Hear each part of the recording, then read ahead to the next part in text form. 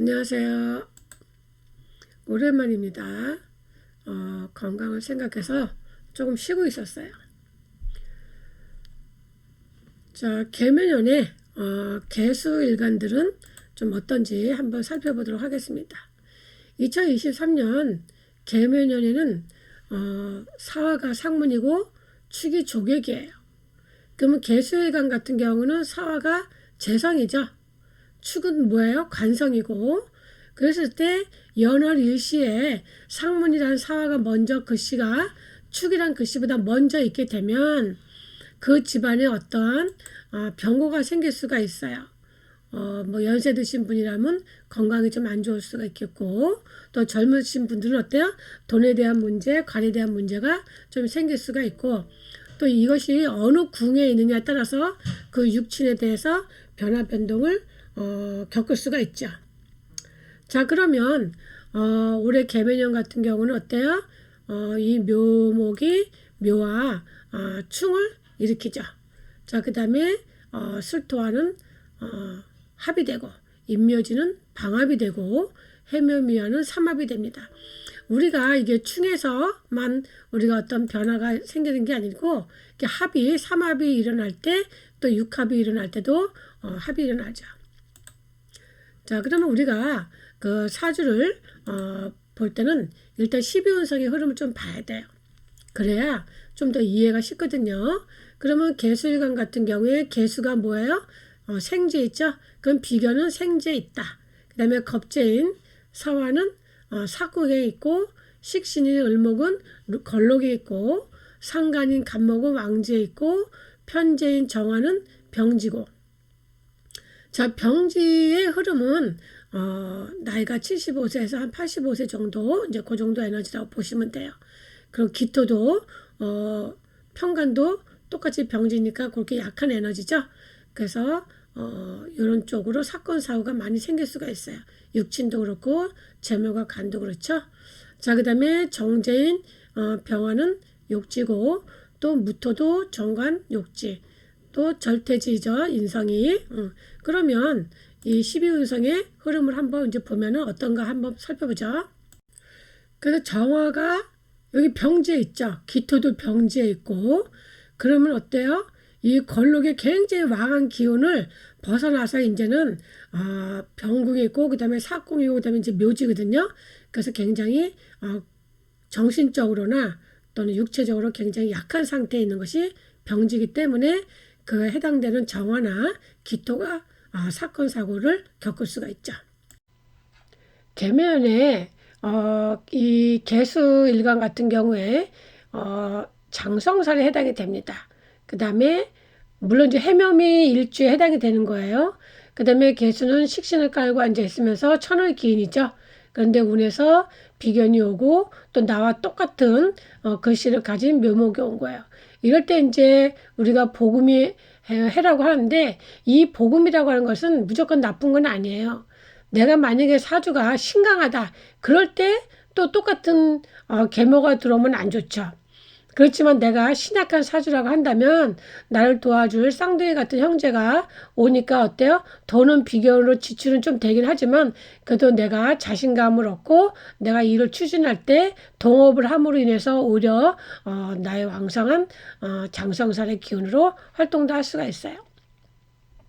우리가 계묘일주는 이제 쓴목이라고 하는데, 이 쓴목은 왜 그러냐면은 천간에 이 개수가 있기도 하지만 이 묘라고 하는 것은 묘월을 뜻해요.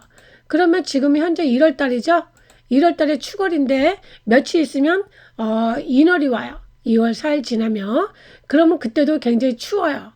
그래서 인월이 봄이기는 하지만 우리가 춥다고 하는 것을 몸소 체험을 하시고 병화가 간절히 필요하구나. 근데 묘월은 양력으로 3월 초부터 4월 초예요. 그래서 아직 바람이 차고, 또 몇 년 전에는 어때요? 4월 초에 우박이 내린 적도 있거든요. 즉 쌀쌀한 꽃샘 추위가 오기 때문에 쓴목으로 우리가 이해를 해야 돼요. 그래서 우리가 계묘일주를 하더라도 봄에 태어났느냐, 또 여름에 태어났느냐, 가을에 태어났느냐, 겨울에 태어났느냐에 따라서 그 운세를 보는 방법이 틀려지죠. 우리가 계묘일주는 내가 천을 기인을 깔고 앉아 있는데 또 운에서도 또 천을 기인이 온 거예요. 그래서 아마 이 천을 기인이 왔다고 하는 것은 그래도 내가 흉한 사람이라 하더라도 그래도 그 해로움이 좀 덜하지 않을까 그렇게 생각이 드네요. 그래서 우리가 이 계묘일주 같은 경우에 계묘년에 또 한기가 들어오니까 조호가 깨지는 거예요. 그래서 조호가 깨진다고 하는 것은 뭐냐면 내가 원래 사주가 습한데 또 습한 운이 오면 어때요? 균형이 안 맞죠. 그러다 보면은 건강이 안 좋은데 또 계묘일주는 내가 설계를 하고 있는데 운에서 또 설계를 하니까 에너지가 많이 빠지는 거예요. 그럼 뭐 때문에 빠지느냐? 이 식신 때문에 빠지는 거죠. 이 식신은 뭐냐면 나의 사업장이라고 볼 수도 있어요. 또 내 자식으로도 볼 수도 있고 나의 어떤 활동 영역이라고 볼 수도 있죠. 그럴 때 내가 원래 식신을 가지고 있어서 내 에너지가 약한데 또 식신이 와서 내 에너지를 또 중첩이 돼서 빠지게 되기 때문에 이럴 때는 인성이 나를 도와줘야 되는데 앞서서 이 12운성으로 봤을 때 인성인 경금과 신금이 어때요? 절퇴지에 들어가 있었죠. 그러면 나를 도와줄 능력이 없는 보호자고 나를 도와줄 수 없는 그런 의지처가 되는 거예요. 그러면 예를 들어서 사업가는 어때요? 계묘년에 비견과 식신이 함께 왔기 때문에 아마 이민년부터 식상운이 오면서 새로운 일을 만약에 출발했다거나 하면 어때요? 올해 또 계묘년에 또 비견과 식신이 왔으니까 이런 사주 구조에 따라서 좀 틀리지만 어떤 새로운 일의 확장 또는 재물의 융통으로 수입이 늘어날 수도 있지만 아까 그 12운성에서 정화가 병지에 해당이 된다고 했죠. 기토도 병지에 해당이 되기 때문에 이 개수가 운에서 수국화를 해버리면 그 에너지가 병지로 굉장히 약한 상태이기 때문에 타격은 굉장히 심하죠. 그래서 재물과 관에 대한 좀 문제가 생길 수가 있기 때문에 이 수입 구조에 대해서 좀 치밀하고 섬세하게 계획을 좀 세워보시는 게 좋겠죠. 그러면 직장인 같은 경우는 뭐냐면 원래 재생관이 잘 되지만 내가 직장 운이 좋은데 재성도 병지에 있고 또 편관도 병지에 있으니까 어때요? 직장인 같은 경우는 그리고 식상이 왕하죠. 그러면 일간이 생하는 식상의 에너지로 내가 가진 기술이나 재능을 살려서 내가 일을 하는 쪽은 괜찮아요. 내가 실력 발휘를 할 수도 있고 또는 부서가 확장이 돼서 새로운 직원 영입도 생길 수는 있죠. 근데 정관은 욕지에 해당이 때문에 좀 약간 직장에서 불편한 일은 좀 있을 수 있지만 이 편관은 어때? 나를 극하던 직장 상사가 굉장히 약화가 되니까 그런 직장 상사가 뭐 다른 데로 전출을 해서 가거나 또는 어때 자천이 되거나 어떤 변동으로 인해서 내가 또 승진할 수 있는 기회는 또 올 수가 있어요. 그러면 내가 식상으로 안정을 또 취할 수도 있죠. 그래서 계묘일주는 신강한 사주는 좀 덜 좋고 신약한 사주는 주변에 도움을 받을 수가 있어서 좋다. 근데 또 미혼인 분은 어때요? 식상은 자식이기 때문에 결혼도 할 수도 있고 또 자녀를 출산하는 한 해가 될 수도 있어요. 근데 학생 같은 경우는 어떨까요? 게임을 하거나 즐거운 유흥에 관심이 생기다 보면 성적이 안 올라요. 그럼 내가 원하는 대학에 가기가 힘들겠죠. 또는 이제 새로운 기술이나 적성에 맞는 기술을 익히는 것은 좋아요. 그래서 취업자 같은 경우는 취업 운이 좋고 금수가 강한 신강한 분은 사주 자체가 습한데 어때요? 건강을 좀 조심해야 된다고 했죠. 그래서 퇴직자 같은 경우는 예를 들어서 금수운으로 신유술 해자축 운으로 흘러왔잖아요. 근데 이제 인묘진으로 오니까 어때? 환경이 바뀌죠? 내가 금수, 가을과 겨울에 살던 사람이 봄, 여름으로 가니까 내 환경적인 변화로 인해서 오히려 또 새로운 시작이 될 수도 있어요. 그리고 또 묘가 어때요? 천을 기인잖아요.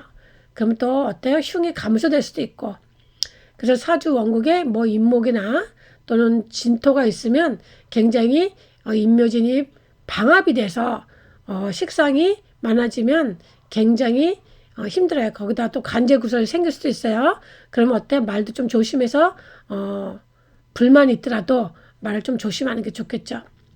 그리고 사주 왕국의 이제 묘목이 물론 이제 개묘일주는 내가 깔고 있는 자리이기 때문에 내가 몸에서 또 체험을 할 수도 있지만 연이나 월이나 시에 또 만약에 또 거기 또 묘목이 있으면 어때요? 그런 궁에 대한 어느 궁에 있느냐 또는 어느 육치냐에 따라서 상황이 또 달라질 수가 있고 또 해석이 달라질 수 있습니다. 자, 그래서 개묘 일주에 대해서는 여기까지 하고 다음 시간에 개사 일주에 대해서 또 한번 만나도록 하겠습니다. 감사합니다.